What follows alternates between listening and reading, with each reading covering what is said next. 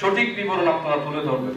এই ব্রাহ্মণবাড়ি আপনাদের সকলের কাছে যেহেতু আমরা আপনাদেরকে ধন্যবাদ জানাই, তারপরও আমরা হয়তো গভীরভাবে বর্তমান প্রেক্ষাপটে কিছু কথা আপনাদের মাধ্যমে পরিচয় আপনাদের কাছে তুলে ধরছি।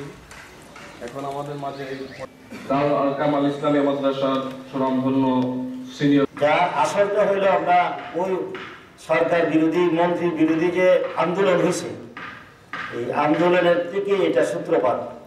অনেকটা সরছে না যায় না, হয়তো ভুল বোঝাবুঝির কারণে বলছে মোবাইল কেনা বিষয় নিয়ে। মোবাইল কেনা বিষয়ের প্রশ্নই এখানে নেই। এই তারাই উদ্দেশ্য প্রণোদিত বাটে এই কাজটা করছে।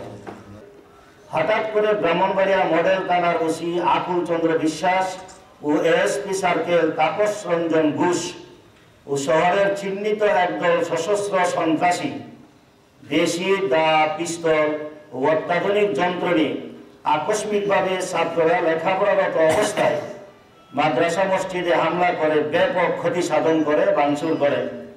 তখন মাদ্রাসায় তালা ভেঙে নবনির্মিত ভবন ও হেফজখানার নিরস্ত্র শিশু কিশোর ছাত্রদের উপর গুলি ও রাবার বুলেট ছুড়ে এবং অকথ্য ভাষায় গালিগালাজ করে।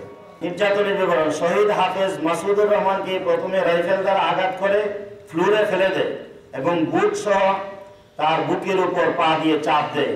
রাইফেলের নল দিয়ে তাকে চাপ দেয় এবং গুলি করে। লাথি মেরে 4 তলা থেকে নিচে ফেলে দেয় এবং আরো বলে, তোদের 100 বছরের ঐতিহ্য ভেঙে দিলাম।